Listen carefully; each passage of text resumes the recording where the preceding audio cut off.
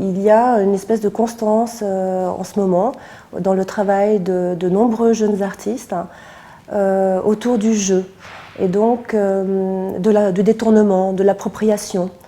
Et donc le titre s'est imposé, Pas du jeu, qui est un titre qui fait référence aux enfants, puisqu'on dit c'est pas du jeu quand on n'est pas content avec les règles et qu'on a envie de les changer. Et tout le montage de l'exposition, tout le montage du thème s'est fait autour de cette idée de création, recréation, donc détournement, récréation, donc le thème de l'enfance.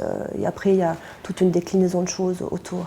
Et on parle beaucoup d'hermétisme quand on parle d'art contemporain. Et je n'y crois pas vraiment. Je pense que il est beaucoup plus facile pour les gens de l'époque actuelle. Quand on vit dans une époque, on est censé comprendre l'art de son époque. On partage les mêmes préoccupations que les artistes de notre temps. Ils font référence aux mêmes enjeux, aux mêmes problématiques. Et je pense que cet hermétisme de l'art contemporain est un cliché.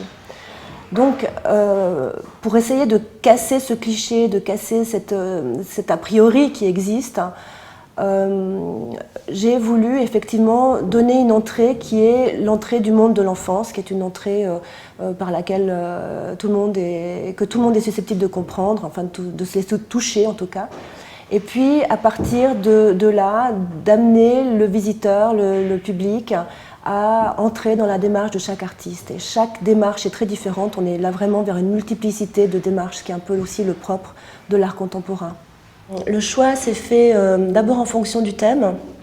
Une fois que j'avais mon thème, j'avais aussi une série d'artistes que j'avais déjà côtoyés par mon travail au sein du Nouvelliste, ou par amitié, ou par des expositions que j'ai vues, des gens que j'ai rencontrés.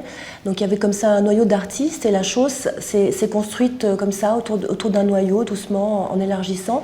C'est tous des gens que j'aime, dont j'aime le travail.